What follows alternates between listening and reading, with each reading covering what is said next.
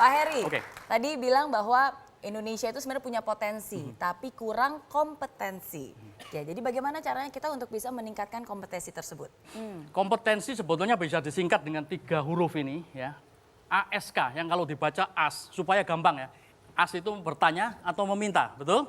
Ya. Maka A-nya adalah attitude. Ini kompetensi. Attitude itu apa? Sikap. Betul? Ya. Sikap, pertanyaan sering ke saya. Bagaimana saya memperbaiki sikap saya? Iya. Kalau Anda merasa sudah manusia dewasa, Anda tidak perlu bertanya pada siapapun termasuk ke saya atau Miss Mary, bagaimana saya meningkatkan atau merubah sikap. Karena salah satu ukuran manusia dewasa adalah mampu mengembangkan sikapnya secara positif. Kalau Anda belum bisa mengembangkan sikap Anda sendiri secara positif, Anda belum dewasa. Makanya muncul semacam pameo ya. Tua itu pasti, dewasa pilihan, betul? Tentu. Ya. Mungkin bisa dikasih tahu sebenarnya sikap seperti apa nih kalau misalnya mau naik tingkat, mau meningkatkan kompetensi, ada nggak sih sikap yang paling basic yang harus dimiliki untuk bisa mengupgrade itu? Kalau bicara tentang teorinya sendiri akan panjang ya. Salah satu contoh yang paling penting adalah banyak penelitian mengatakan, bahkan saya juga mengadakan penelitian kecil Miss Mary dengan tim saya ya. Salah satu sikap yang paling penting ya adalah integritas. Ya, ini bagian dari kompetensi ya.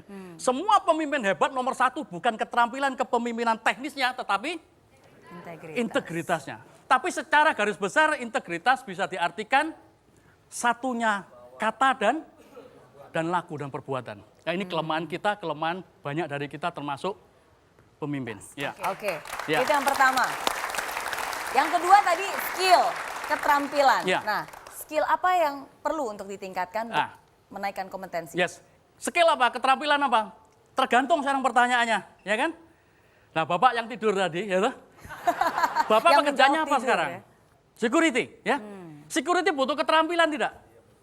Butuh, ya. Keterampilannya butuh. Nah, keterampilan security akan beda dengan keterampilan seorang driver, betul? Nah, kalau perusahaan yang benar, maka jenis-jenis keterampilan yang diperlukan untuk seorang security ada. Dan itu harus ditingkatkan. Itu yang harus dimintakan, maka Anda bisa minta ke perusahaan, ke manajemen, tolong training keterampilan saya, supaya saya meningkat dari security staff menjadi security coordinator misalnya. Ya, gitu ya. Oke. Berarti kita juga harus punya kesadaran untuk bisa mengenali ya jenis pekerjaannya apa dan skill apa yang dibutuhkan, keterampilan apa yang dibutuhkan supaya saya bisa naik tingkat. Betul. Ya, karena setiap profesi pasti berbeda-beda skill yang dibutuhkan. Oke. Nah, itu yang kedua. Yang ketiga knowledge, pengetahuan. Bagaimana cara kita bisa meningkatkan pengetahuan untuk meningkatkan wawasan, kompetensi? ya, perluas wawasan Anda. Dan Anda ikut I Am Possible, salah satu cara untuk memperluas wawasan pengetahuan Anda. Ya, salah satu cara, ya. Banyak cara lain. Anda bisa baca buku. Lah, kalau ini Anda boleh tanya ke siapapun, terutama ke Miss Mary, ya. Ya, boleh tanya, bagaimana bisa berdiri di sini misalnya, itu boleh ya. Nggak ada yang kepingin berdiri di sini?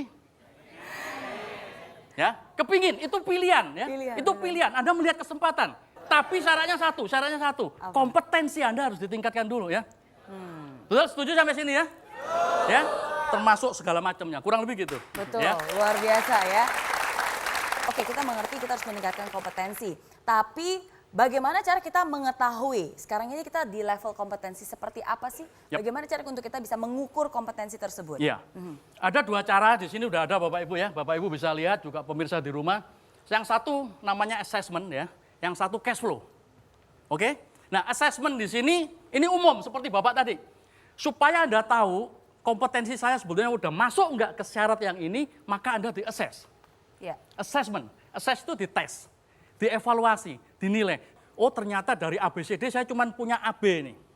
Kurang lebih gitu. Maka CDE-nya saya harus belajar. Kurang lebih gitu ya. Sehingga Anda memenuhi syarat kompetensinya dan Anda akan naik. Sesederhana itu sebetulnya, ya, kurang lebih begitu. Oke. Nah, kalau yang kedua cash flow ini apa Pak maksudnya? Ya. Cash flow juga demikian ya. Cash flow di sini adalah cash flow kehidupan. Tapi sebelum saya bicara tentang cash flow kehidupan, Bapak Ibu dan pemirsa di rumah, cash flow secara umum di perusahaan. Pernah dengar kata cash flow ya? Apa kira-kira kalau boleh tahu? Arus kas. Ini pinter-pinter tepuk tangan ya. Iya benar. Pinter-pinter ya. Arus kas. Nah, perusahaan yang sehat bukan hanya mengandalkan hidupnya, perusahaan ya, kita ngomong perusahaan dulu, pada pendapatan atau revenue atau penghasilan, tapi juga pada cash flow. Cash flow itu cuma terdiri arus kas tadi ya Bapak Ibu ya. Inflow, arus kas, arus uang masuk dan outflow, arus uang keluar. Nah cash flow ini tidak hanya berlaku bagi perusahaan Bapak Ibu, tapi juga bagi kita, bagi keluarga, bagi kita masing-masing. Maksudnya seperti apa kalau cash flow di dalam hidup kita sendiri? Kita haruskah kita memperhitungkan semua itu? Harus, harus. Kalau Anda mau jadi orang muda yang produktif ya, yang nanti profesional dan sukses, maka sekarang salah satu ukuran Anda untuk mengelola diri Anda sendiri adalah cash flow. Ya, jangan sampai Anda nggak ada penghasilan tapi keluar terus ya. Ini bahaya. Anda tidak akan pernah jadi profesional. Tapi kan katanya ada di dalam bahaya ada peluang, Pak. Nah ya kalau ini tapi bahaya dicari sendiri kalau ini. Ya, nah, itu yang susah itu ya. Nah yang terakhir ini cash flow kehidupan. Kalau arus kas masalah uang keluar masuk, maka kalau cash flow kehidupan, inflow-nya apa kira-kira? Inflow-nya adalah semua kegiatan kehidupan Anda yang bersifat apa? Positif atau produktif atau yang bermanfaat, bermakna baik bagi diri Anda sendiri maupun bagi orang lain. Itu inflow. Outflow-nya apa? Kegiatan yang tidak produktif.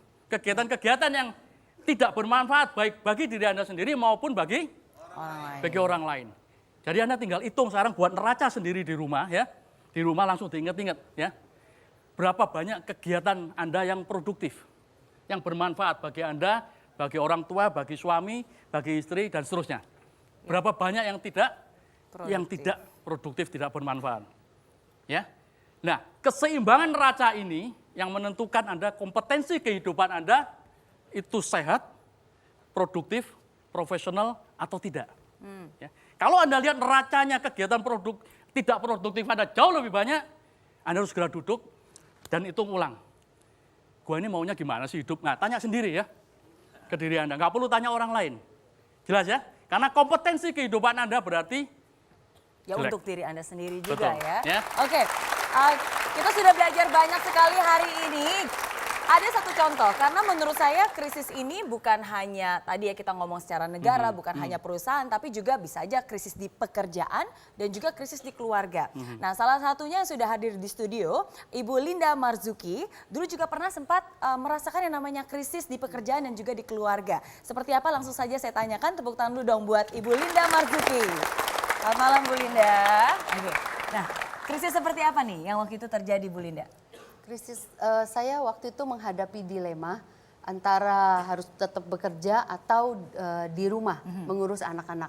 Jadi anak saya yang paling besar setiap hari merengek, setiap saya mau pergi kerja, dia merengek minta saya di rumah. Umur berapa waktu itu Waktu anaknya? itu umur 4 tahun. Umur 4 tahun. Ya. Sedangkan Terus, Bu Linda bekerja ya? Full Terus time. anak yang kecil berumur 1 tahun dan suatu hari dia mengalami sakit dan hari itu dia sakit cukup parah ya, yang flu Singapura. Dia nggak mau dipegang saya, semalaman dia maunya cuma dirawat sama susternya. Oke. Ya, jadi begitu. Jadi waktu saya bilang saya mau gantian urusin, dia nggak mau, dia tetap pilih suster. Mungkin jadi dia nyaman karena setiap hari kan sama susternya. Jadi Tapi waktu kondisi itu. pada saat itu memang mengharuskan Ibu Linda untuk bekerja. Oh iya, saat itu memang tidak mungkin untuk sebenarnya saya berhenti. Kenapa Saya tidak harus mungkin? kerja. Karena memang saya harus membantu suami bekerja.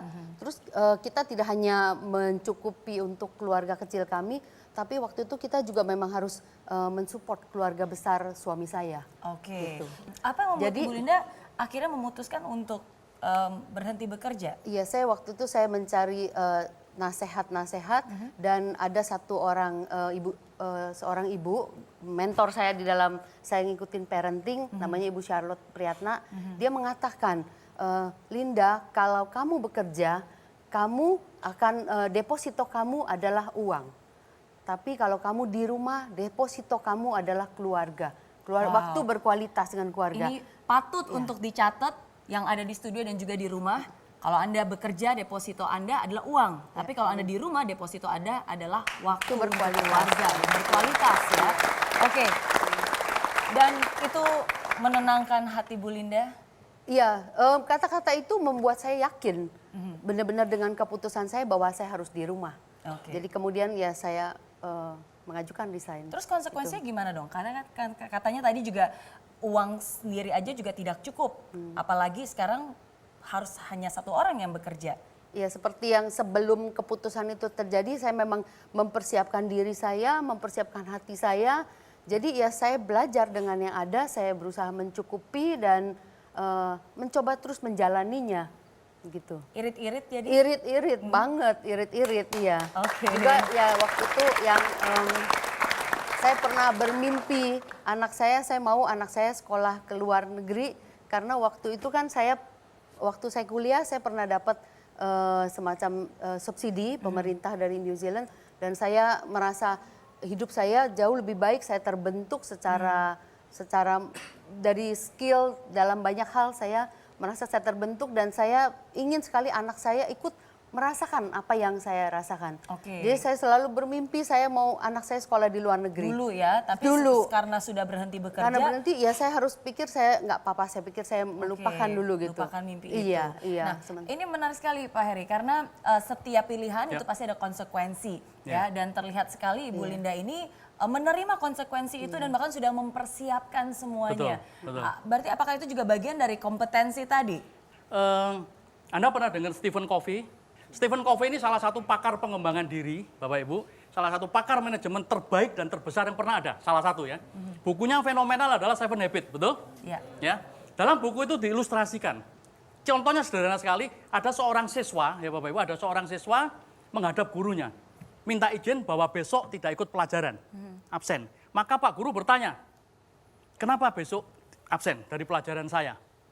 Di siswa menjawab, karena saya harus latihan basketball. Kenapa harus latihan basketball? Karena kalau saya tidak ikut latihan basketball, saya dikeluarkan dari tim.